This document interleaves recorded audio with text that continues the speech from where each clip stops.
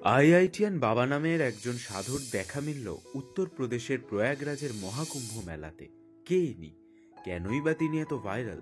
আসুন জেনে নিন। জীবন কখনো কখনো আমাদের এমন পথে নিয়ে যায় যা আমরা কল্পনাও করতে পারি না। এইরকম একটি গল্প হলো অভয় সিংহের। একজন আইআইটিয়ান থেকে আধ্যাত্মিক গুরু হওয়া পর্যন্ত তার যাত্রা শুধুমাত্র একটি ব্যতিক্রমী গল্প নয়, বরং আমাদের জীবনের উদ্দেশ্য খুঁজে বের করার জন্য একটি অনুপ্রেরণাও। 2025 সালে মহাকুম্ভ মেলায় তিনি আলোচনায় আসেন এবং আইআইটিয়ান বাবা নামে পরিচিত হন। অপরিচ্ছন্ন জামাকাপড়, মাথা ভর্তি জটা এবং কথার মাঝে মাঝে হাসি দেখে তাকে অনেকে মানসিক ভারসাম্যহীন ব্যক্তির সাথে তুলনা করে, কিন্তু তার জীবনের নানা দিক, সৃজনশীলতা এবং আধ্যাত্মিকতার প্রতি তার আকর্ষণ তাকে আরো অনন্য করে তুলেছে। অভয় সিংহ হরিয়ানার একটি শহরে জন্মগ্রহণ করেন। তার বাবা করণ সিং গ্রেওয়াল পেশায় একজন আইনজীবী ছিলেন। ছোটবেলা থেকে অভয় ছিলেন অত্যন্ত মেধাবী। হরিয়ানা থেকে উচ্চ মাধ্যমিক পাশ করেন। প্রকৃতির প্রতি তার ভালোবাসা এবং বই পড়ার প্রতি তার আকর্ষণ তাকে বিজ্ঞান ও প্রযুক্তির বিষয়ে দক্ষ করে তোলে। আইআইটি, ইন্ডিয়ান ইনস্টিটিউট অফ টেকনোলজিতে তার প্রবেশ ছিল তার মেধার প্রমাণ। সেখান থেকে তিনি অ্যারোস্পেস ইঞ্জিনিয়ারিং নিয়ে পড়াশোনা করেন এবং এক অসামান্য ছাত্র হিসেবে নিজেকে প্রতিষ্ঠিত করেন।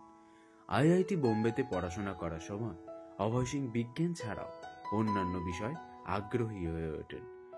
দর্শনশাস্ত্র পড়তে গিয়ে তিনি প্লেটো, সক্রেটিস এবং অন্যান্য দার্শনিকদের চিন্তাধারার দ্বারা অনুপ্রাণিত হন। কিন্তু তার মন টিকছিল না এই যান্ত্রিক জীবনে।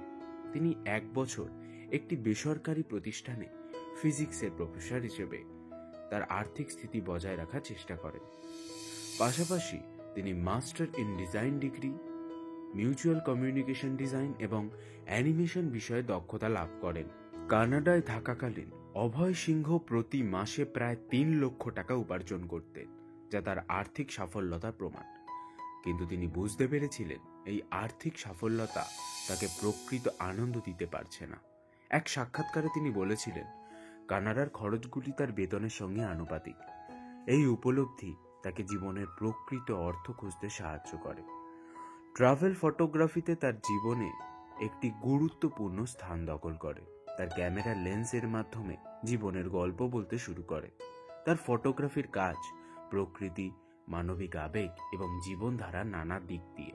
তিনি তার এই সৃজনশীল পেশায় সাফল্যের সিঁড়ি বেয়ে উপরে উঠছিলেন, তবে তার মনের একটি অংশ সবসময় এক অদেখা পথের দিকে টান অনুভব করত।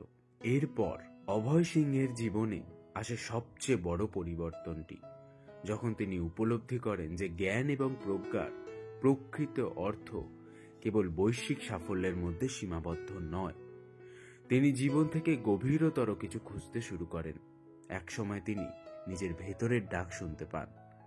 এরপর অভয় সিংহ তার জীবনযাত্রার পরিবর্তন করার সিদ্ধান্ত নেন।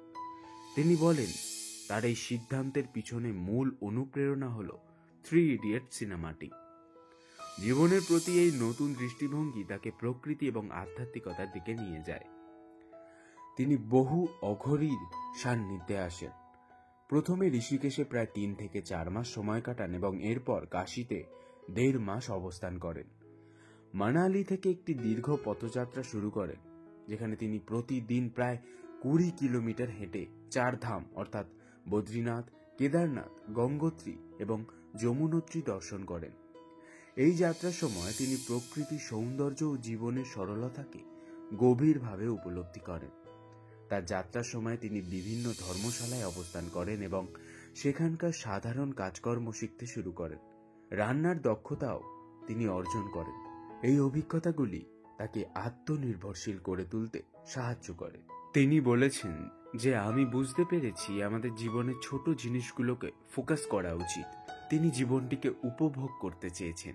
2025 সালের মহাকুম্ভ মেলায় অভয় সিং এখন আইআইটি বাবা নামে পরিচিত।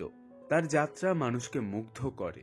একজন অ্যারোস্পেস ইঞ্জিনিয়ার যিনি বিজ্ঞান ও প্রযুক্তির শীর্ষে উঠতে পারতেন, তিনি নাকি সংসার ত্যাগ করে আধ্যাত্মিকতার পথ বেছে নিয়েছেন। তার গল্প মানুষকে দেখায় যে জীবনের উদ্দেশ্য শুধুমাত্র পেশাগত সাফল্য নয়, বরং আত্মিক উন্নতিতেও সেটি নিহিত। অনেক তরুণ তার গল্পে অনুপ্রাণিত হয়ে জীবনের গভীর অর্থ খুঁজতে শুরু করে। অভয় সিংয়ের জীবন থেকে আমরা শিখতে পারি যে সাফল্য কেবল বাহ্যিক অর্জনের মাধ্যমে পরিমাপ করা যায় না। জীবনের প্রকৃত অর্থ হল নিজের অন্তর্দৃষ্টি, শান্তি এবং প্রজ্ঞার সন্ধান।